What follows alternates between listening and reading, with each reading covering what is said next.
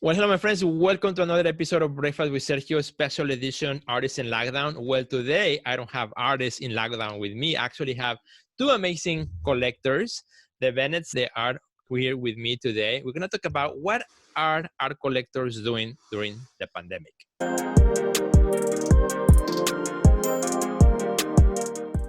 Well, hi, Elaine. Hi, Steven. Welcome to the show today. How are you? Great. Thank you, Sergio. Thanks for having us.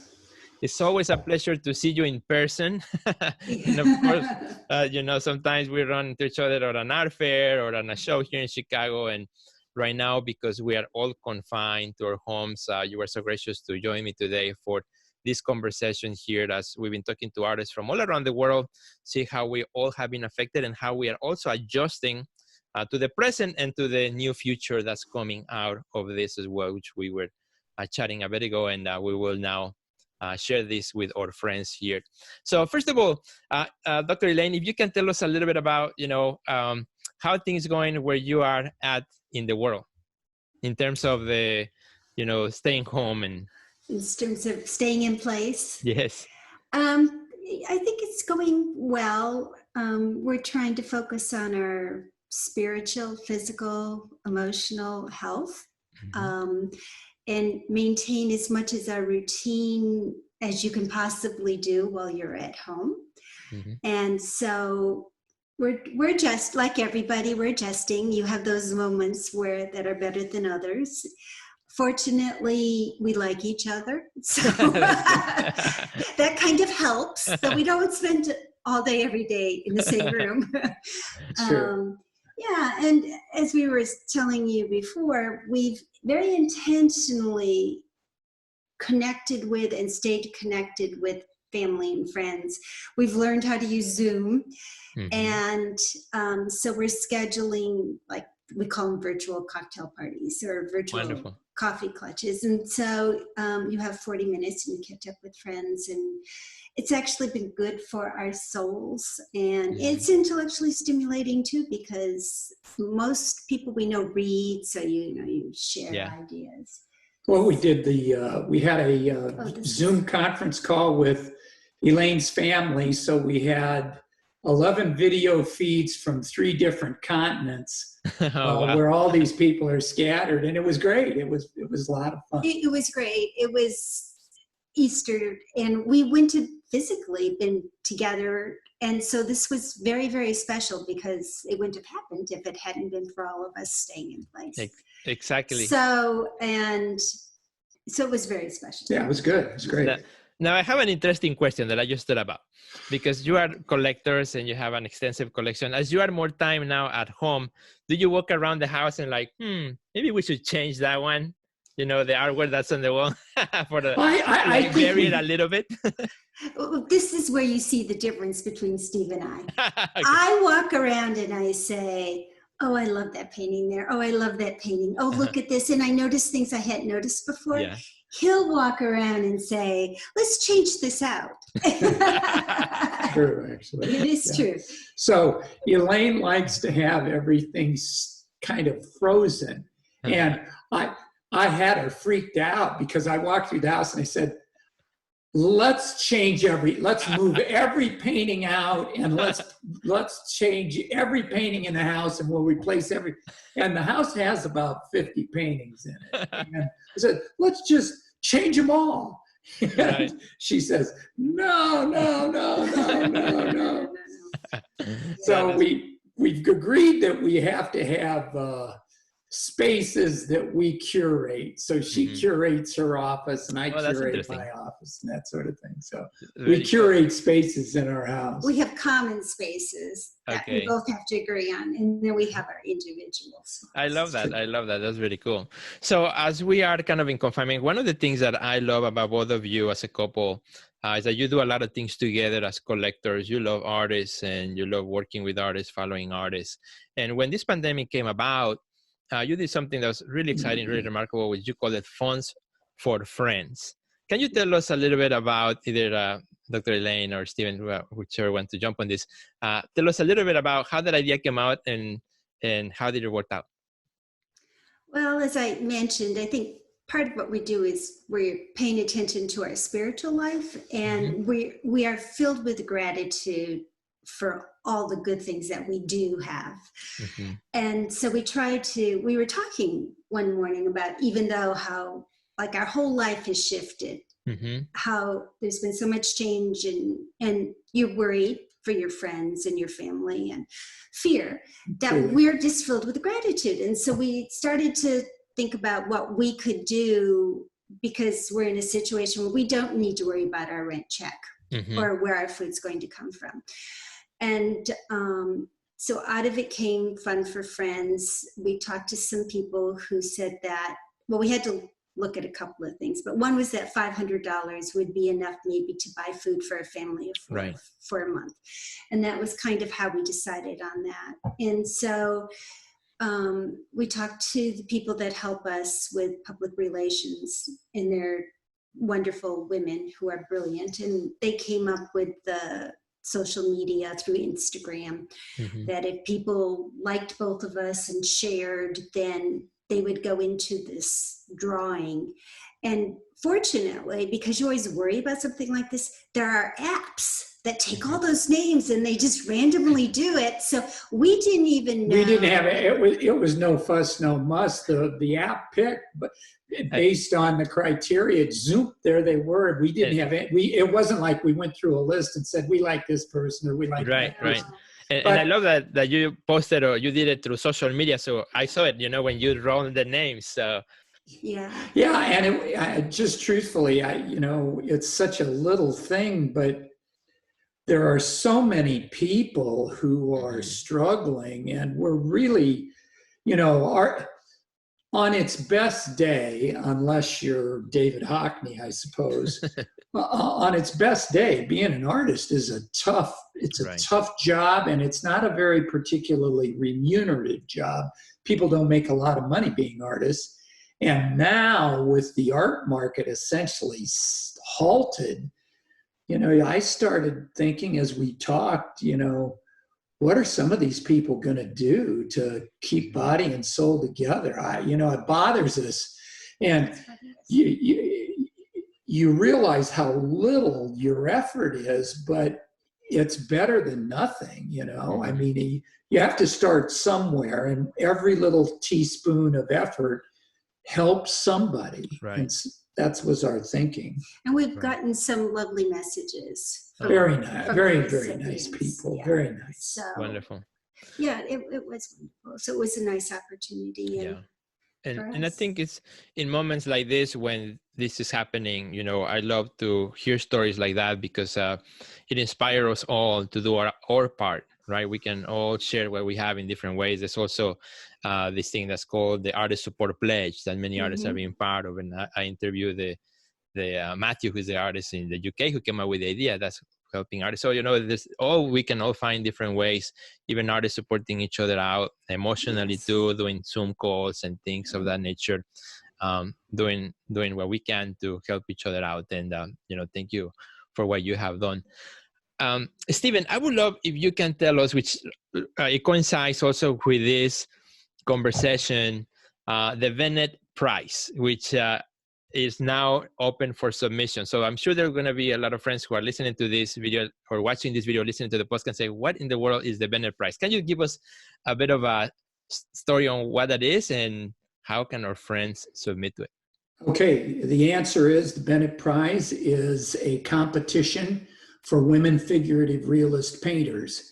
And the idea behind it is that we're going to pick 10 finalists from the submissions.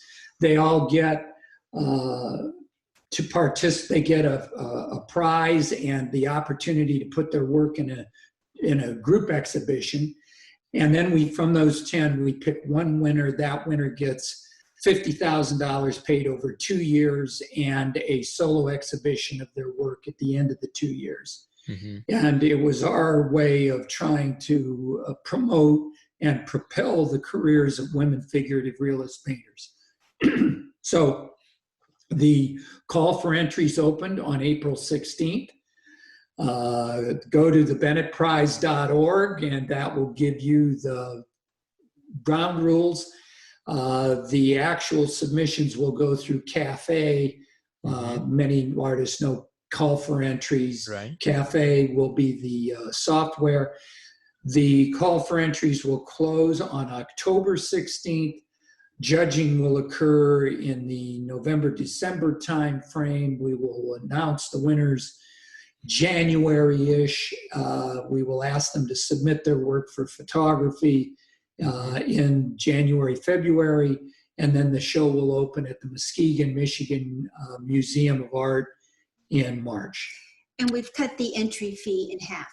Oh, wow. Amazing. For the second round, given the circumstances. Given the circumstances, we cut the entry fee in half, and we hope that helps. And look, we've said, if anybody can't pay the entry fee, reach out to, this is all on the website. If you feel like you can't pay the entry fee, tell somebody. Because the goal here is to promote people and not build barriers. So but the $25 entry fee rather than $50, and we would hope that anybody who thinks they're painting figurative realism and a woman painter who hasn't sold a painting for $25,000 or more, you're eligible. Bring it on. Give us your work. Let us see what you're doing. Excellent. Fabulous. And this is the second edition, right? Because you already went through the first round. I love when I saw the winner, because I visited her when she was a graduate student, and I visited her studio when she was working on the work. So it was very exciting to see. But all the finalists were amazing artists, some of them which I know also personally, and to see the level and the caliber of work that has gone through there, and I think it's also, of course, the prize is amazing and it's wonderful, but it's also the chance to connect and be part of this amazing group of artists, and kind of connect with each other. I think it's another benefit of that too. Well, one of the things we found was that a camaraderie kind of grew up. Those 10 finalist women, it was interesting to me. They were just kind of instant friends. There was a sisterhood that immediately developed, and I hope, I don't know this, but I sincerely hope they're supporting each other in the midst of all this, because they all had amazing vision. What wonderful artistic vision those women had. And you say, these people haven't sold a painting for $25,000. They're laboring out there. Think of the great talent that hasn't been seen. That's it, yeah.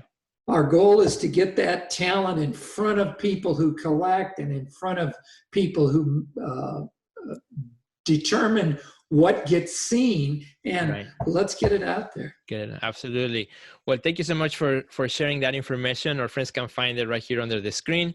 Make sure you check out the website as well. Follow them in social media. And I have one last question I want to ask you, because as you are collectors and you have many other friends who are collectors, how are you during this time of pandemic? Because you cannot go to openings, you cannot go to galleries, museums, as you normally do, and you love to do that. What are you doing right now, to find and to follow artists? Are you on Instagram, kind of looking around? What kind of things are you doing? And maybe a little tip that artists can do right now, to make sure that they are getting out there so that people like you can find them. I'll make a couple of thoughts. Instagram is key. Instagram is kind of where the action is. Let people know you're alive. Let them know you're working. Give people a chance to know about you. Facebook, frankly, Facebook isn't as popular with the younger generation, but the collectors watch Facebook and participate in it. So don't discount Facebook. Okay. Let people know where you are. I think the other thing we're doing is, pardon me, we're watching the online auctions. There are some online auctions. We just, a couple of painters we like are participating in an online auction from a gallery in Norway. And they're having an auction online. Keep your presence up. Let people know you're alive. Don't hide. get out there in front of your audience, because we want to know what you're doing. Right. Well, and I would say if you have a collector base, reach out to them, show them what's on your easel. Keep your work in front of them. And even though you, as a collector, you certainly can't buy everything that comes your way, it does, you know, we have a few people that we say, oh, we're going to keep looking, this isn't it, but we're going to keep looking. And if they keep sending, then that helps us. Yeah, I think so. Yeah, which that's kind of like, that's where my phrase comes. So be seen to be remembered, right? Yeah. You gotta get seen, otherwise you won't be remembered. And It's sometimes, sometimes, you know, I know many artists sometimes get discouraged, like, oh, I only have 500 followers. Yeah, but in those, you don't know who one of those 500 followers might be, which might make the whole difference in your career in the next, you know, few years. Well, what I say to people is, don't presume any enemies. Presume everybody's a friend. Yeah. Don't edit your audience. Assume that everybody who's following you is a potential collector, and invite them in and show them your work. That's right. And just one more hint. Yeah. If somebody, and you would think this could go without saying, but we've recently experienced this. We were interested in some pieces, asked the artist to send us a price list. We never got it. Oh, no. And so we're not going to chase them. You know, Exactly. I mean, it was a very clear statement on our part that we reached out, we were interested in, never heard from them. And you say, that's, you know, like, I know some people aren't good at that. Yeah. But really. Well, thank you so much, Dr. Elaine, for your time. Steven, thank you so much for Sergio. your time. It's good to see you. You're having so wonderful. It's always a pleasure to see you, and I look forward to see you in the flesh in the future in a show somewhere around. And thank you for all the things that you do for artists. On behalf of their community, again, I want to say thank you so much for all your efforts to continue supporting artists and you know, to making a huge impact and difference in the lives of artists. Thank you, Sergio, and thanks for everything you do. Your breakfast with Sergio is great. Thank you. Next time we will have to have breakfast. Yes. Okay. We'll do it. Well, my friends, thank you so much for watching. Thank you for joining us here. If you enjoyed this episode, please share it with your friends. That will make us super excited, super happy. Have a great day. Be safe. We'll see you later. Goodbye.